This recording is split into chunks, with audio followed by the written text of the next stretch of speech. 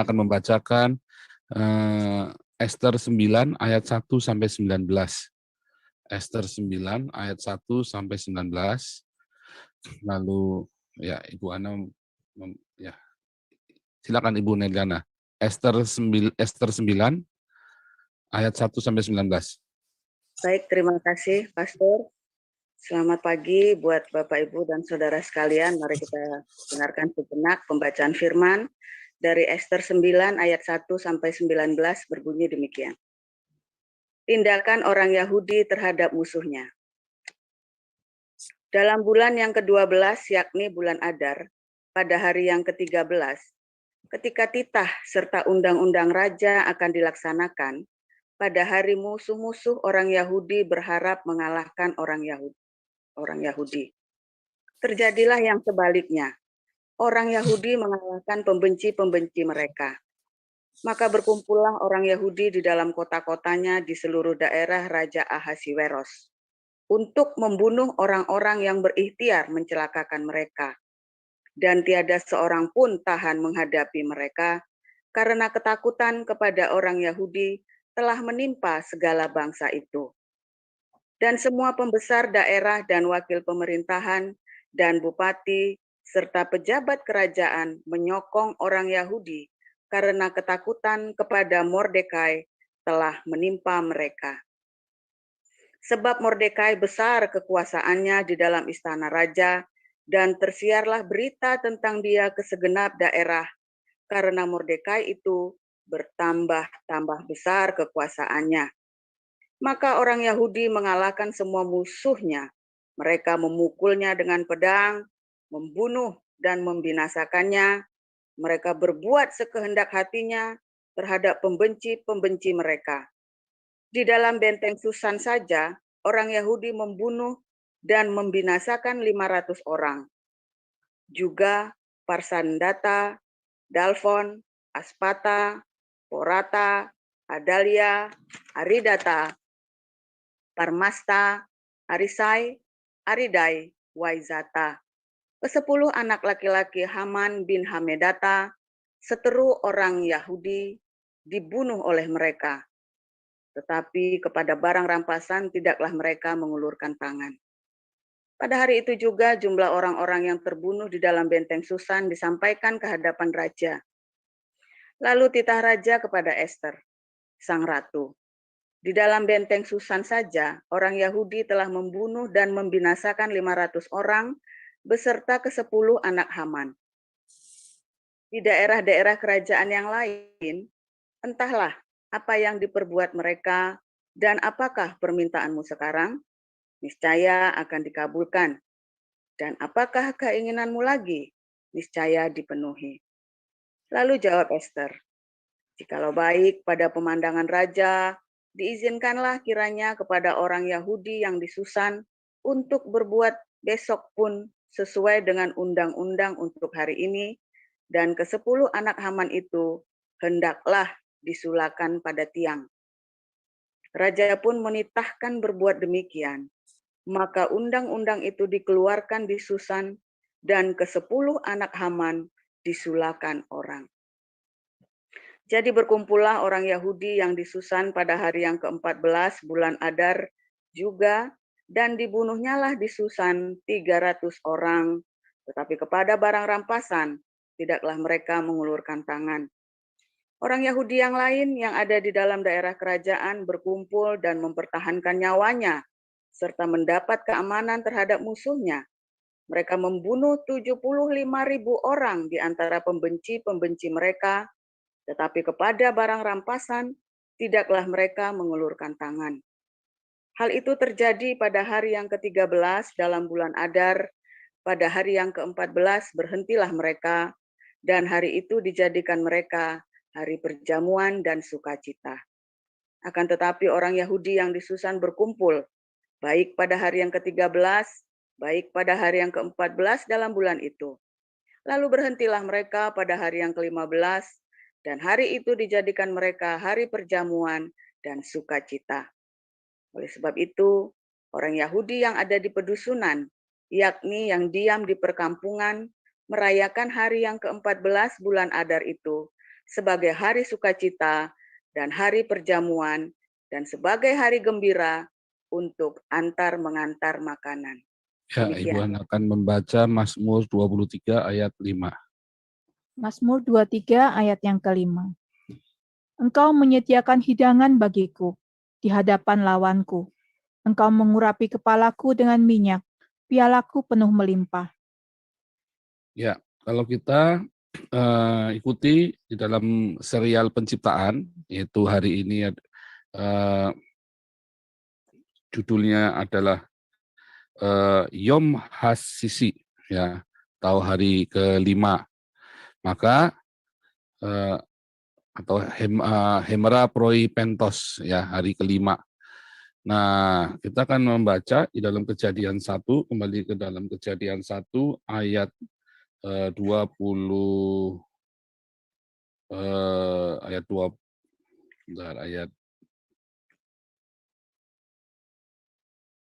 ayat 20, ya.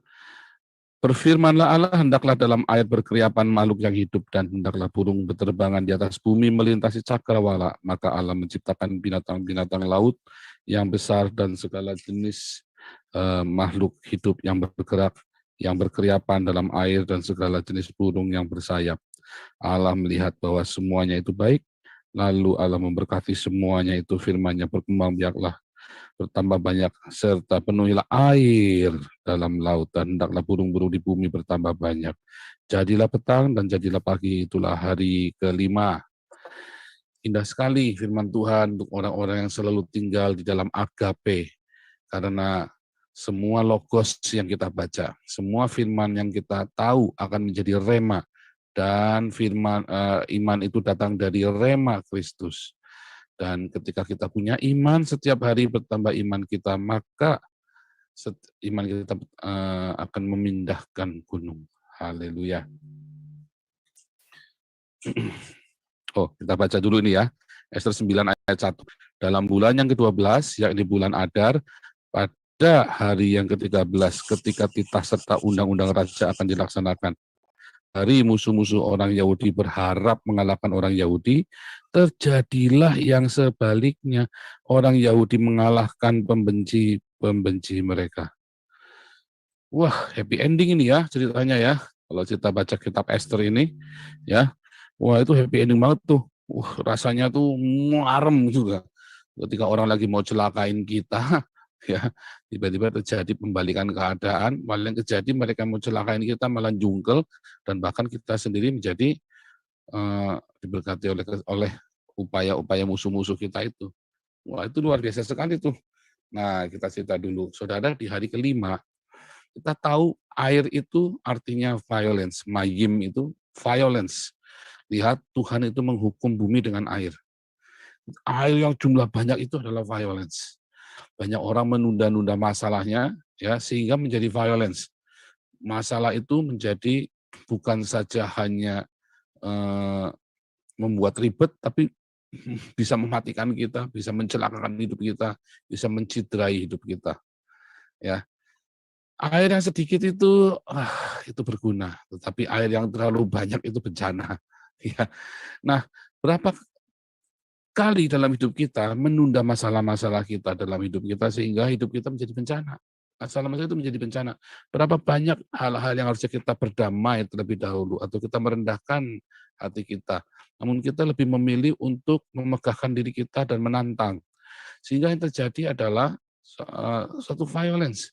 Karena kita selalu menghindari masalah. Masalah yang ditumpuk-tumpuk itulah bencana, katastrofe. Ya, kalau satu sedikit masalah itu namanya bukan masalah. Ya. Tapi kalau banyak masalah itulah masalah. Tapi kalau banyak sekali masalah, itulah bencana. Nah, tentu kita tidak mengharapkan. Tetapi di dalam masa-masa pemulihan, ketika kita rendah hati, datang kepada Tuhan dengan kerendahan hati, kerendahan hati, ya, maka setiap yang kita tabur akan mulai kita tuai.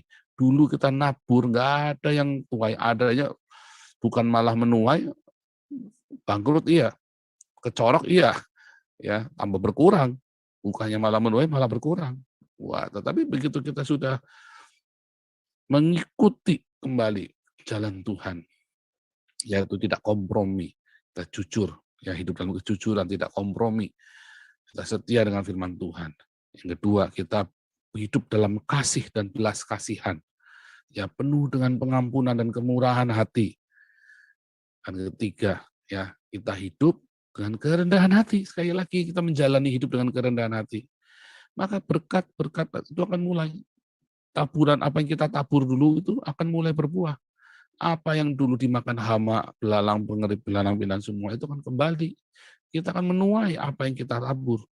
Kalau sebelumnya kita mengalami kebangkrutan dalam hidup, ya bukan saja perekonomian, tapi keluargamu, bahkan segenap aspek hidupmu mengalami kehancuran, saat Tuhan pulihkan kita semuanya itu kembali.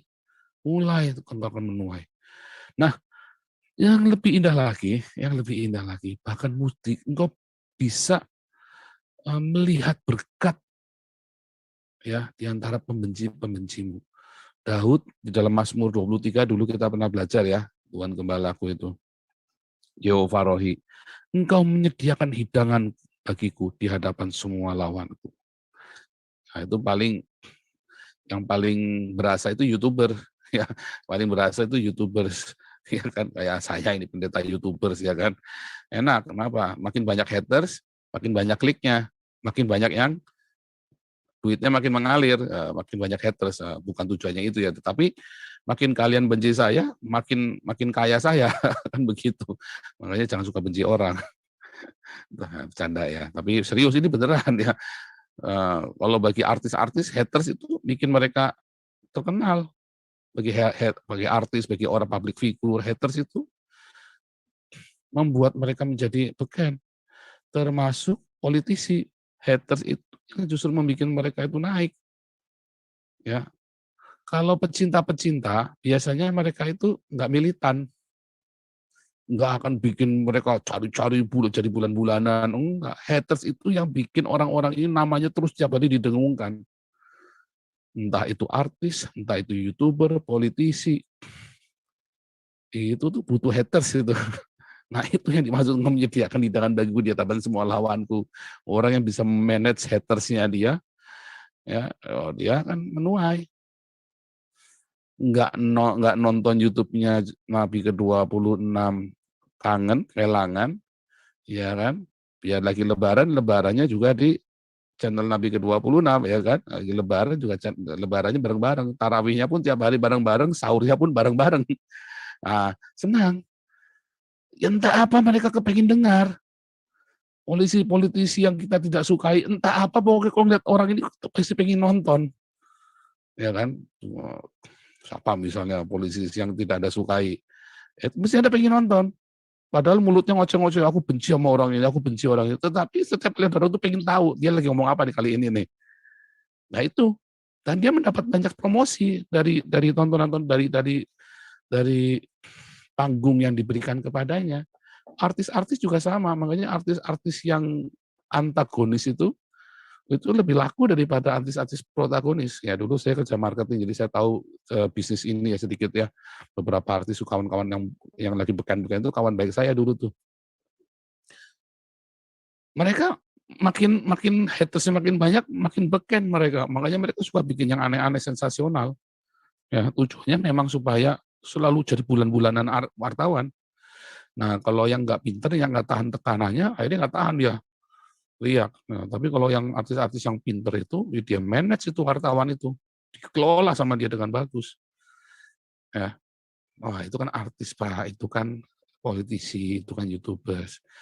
Saya cuma ibu rumah tangga. Lah sama, tetanggamu itu yang paling nyebelin, yang mulutnya itu paling kayak anak sihir, itu justru yang akan membuat engkau diberkati sama Tuhan. Ya, mertuamu itu yang kalau pagi sarapannya petasan, malamnya itu minum bensin, ya itu sama, itu yang membuat engkau dipromosi sama Tuhan.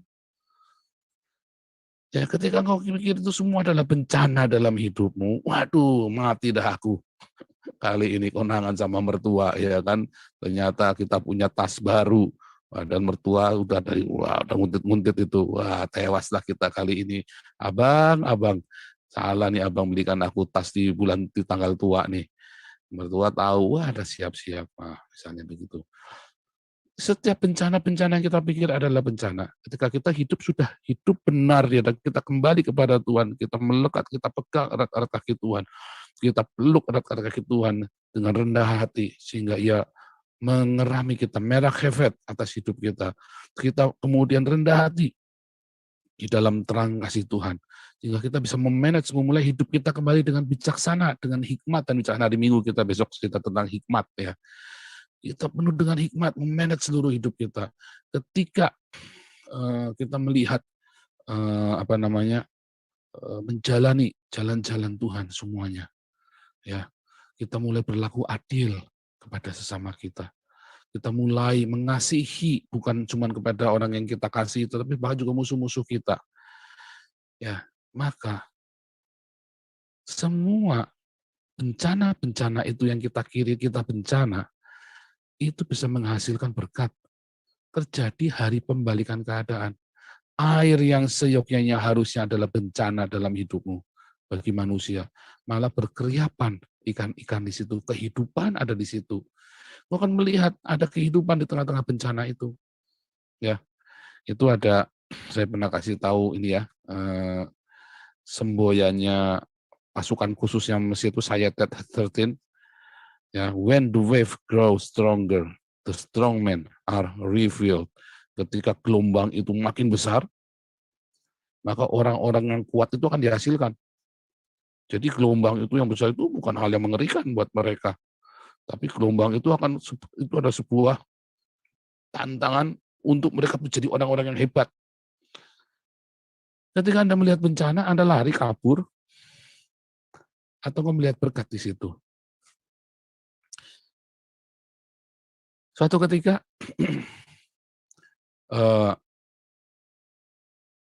banyak ya isu-isu tidak baik tentang saya di Eropa ini. Kemudian mulai ada seorang hamba Tuhan, dia mengatakannya tidak baik tentang saya di Eropa ini. Terus ada yang menyampaikan kepada saya. Terus saya bilang, biar saja tuh, nggak apa-apa. Oh gitu ya Pak, iya nggak apa-apa. Terus perasaan berantai, wah banyak yang ngomongin nggak baik. Berdampak nggak berdampak. Tetapi karena saya sudah paham ini, kolornya sudah putus 7 kali, sehingga sudah belajar, ya saya cukup bebal untuk belajar dari kehidupan. Tapi karena saya ngerti, saya bilang sama istri saya dengan tatapan mata mesra, kita akan diberkati sebentar lagi. Setiap saya ngamati ya, setiap kali habis difitnah, pasti berkat itu datang. Jadi waktu difitnah itu kita tenang-tenang saja, nggak ngamuk-ngamuk, nggak ngomel-ngomel, kita pandang-pandangan dengan mesra. Hehe, berkat mau datang. Tunggu aja sebentar lagi.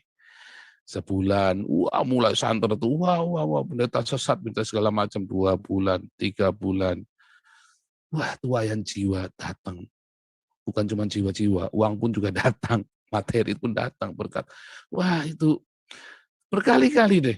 Dan mulai kita amati sejak 2015 itu ya, sejak 2000 kita dipulihkan 2013 itu, 2014, 2015 kita mulai hidup, 2016 benar-benar kita militan, mulai 2017. Setiap kali ada fitnahan, kita sudah tenang, berkat mau datang. Jadi nggak sewot. Jadi kalau ada begitu-begitu itu kita happy saja. Sampai ada satu rekan pelayan Tuhan juga ya, sama penginjil juga yang di Eropa juga, kasihannya Pak Paul difitnah terus. Loh, kok kasihan? Jangan. Habis ini saya diberkati, saya bilang begitu. Jangan kasihan, doa saja. Nggak usah kasihan. Itu pertama, memang itu kenyataan. Buat pribadi saya juga begitu. Ya kita alami. Tetapi memang kalau coba dinalar ya, coba Anda nalar deh. Ketika Anda difitnah, dikatain yang tidak baik, yang ngatain ini seorang hamba Tuhan juga. Hamba Tuhan itu kelihatan buruk apa kelihatan baik? Tentu kelihatan buruk.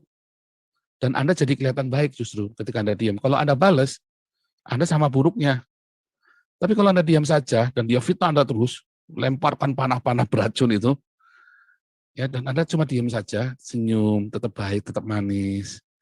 Orang kan bertanya, kok kamu nggak marah? Kan saya penuh dengan kasih Kristus.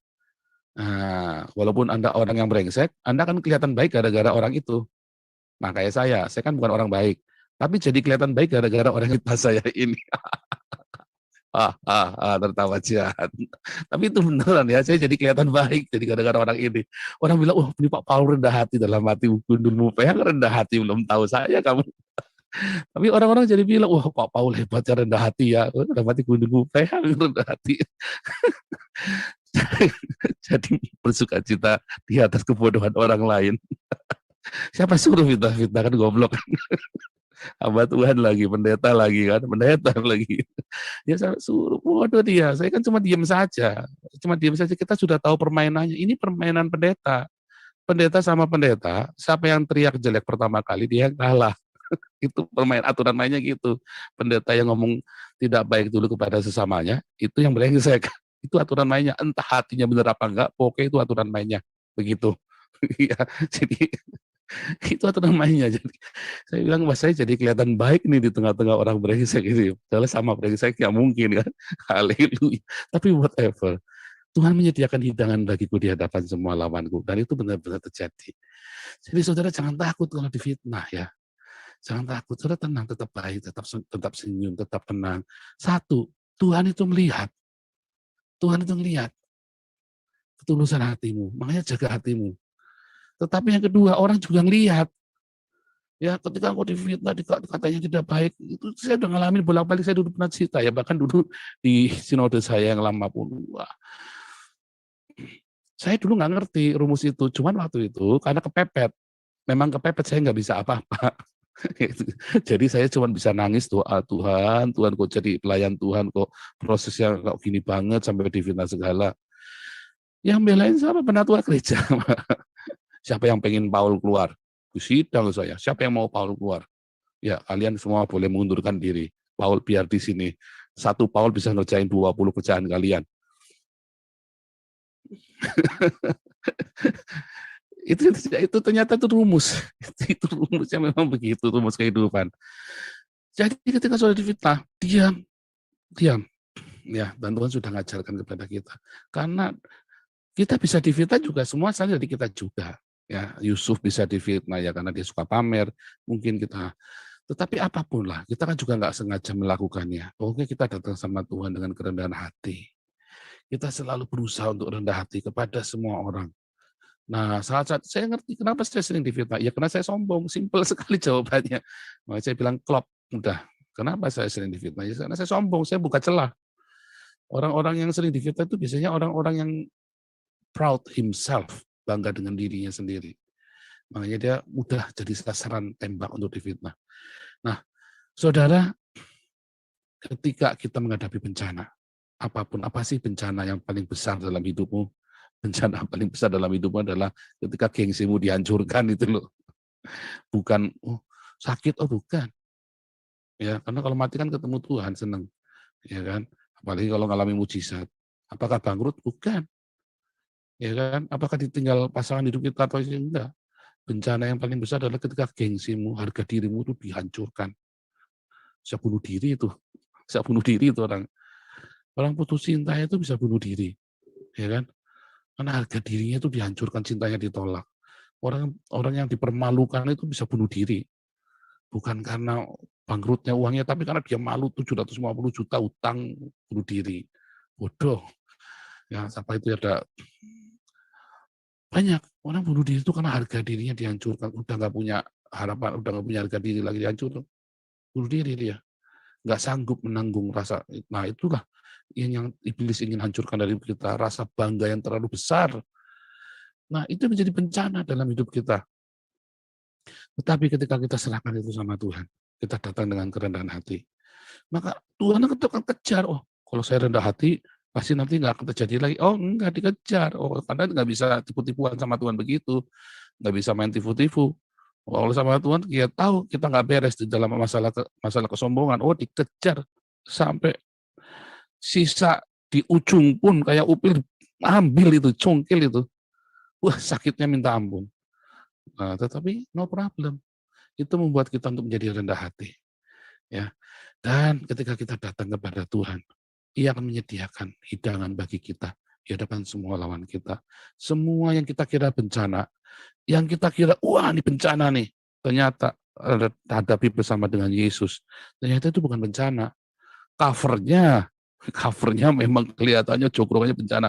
Begitu kau buka kadonya, ternyata twing, hal yang indah. Kayak durian ya, kelihatannya duri semua, dalamnya enak banget. Nah itu contoh begitu.